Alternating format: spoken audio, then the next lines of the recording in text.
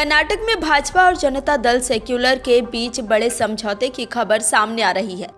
Party के नेता और कर्नाटक के पूर्व सीएम बीएस येदियुरप्पा ने ऐलान किया है कि भाजपा ने लोकसभा चुनाव के लिए जेडीएस को 4 सीटें देने पर सहमति जता दी है। उन्होंने कहा कि गृह मंत्री अमित शाह ने इसके लिए हामी भर दी है।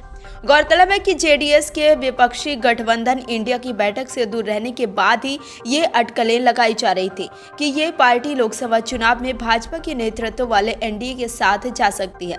भाजपा संसदीय बोर्ड के सदस्य येदियुरप्पा ने कहा कि चुनावी तालमेल के तहत जेडीएस कर्नाटक में 28 सदस्यीय क्षेत्रों में से 4 पर चुनाव लड़ेगी। उन्होंने कहा कि भाजपा और जेडीएस के बीच तालमेल होगा।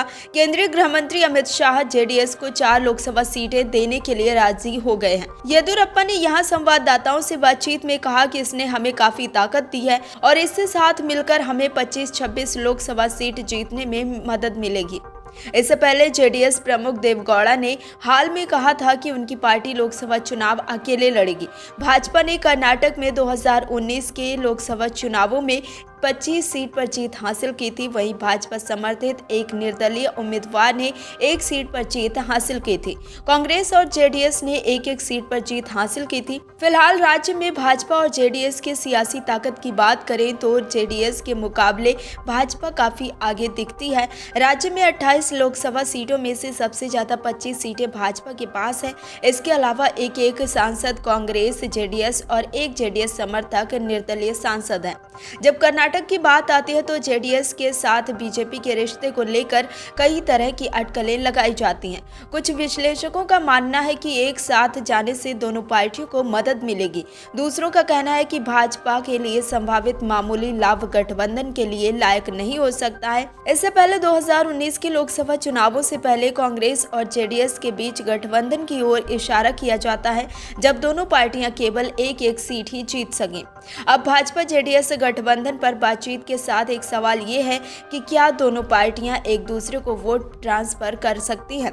हाल के विधानसभा चुनावों में बीजेपी का वोट शेयर 36% और जेडीएस का 14% था, लेकिन पिछले लोकसभा चुनाव में अकेले बीजेपी को 52% वोट मिले थे।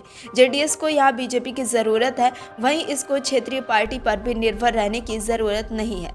लोकसभा चुनाव में जेडीएस को साथ लेने के लिए बीजेपी की ओर से गंभीर प्रयास किए जा रहे हैं। सतही तौर पर ये एक अच्छा समीकरण दिखता है, लेकिन जमीनी स्तर पर कई बड़े मुद्दे हैं जिन्हें सुलझाना बाकी है। लोकसभा चुनाव से पहले बीबीएमपी और जिला पंचायत चुनाव हैं।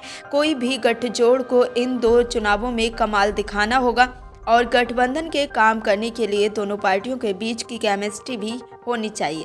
Video desk अमरउजाला.com। अमर उजाला अब आपके टीवी पर भी।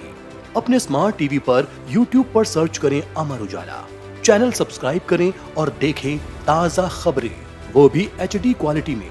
और हाँ, बेल आइकन दबाना ना भूलें ताकि हर खबर हो आपके घर।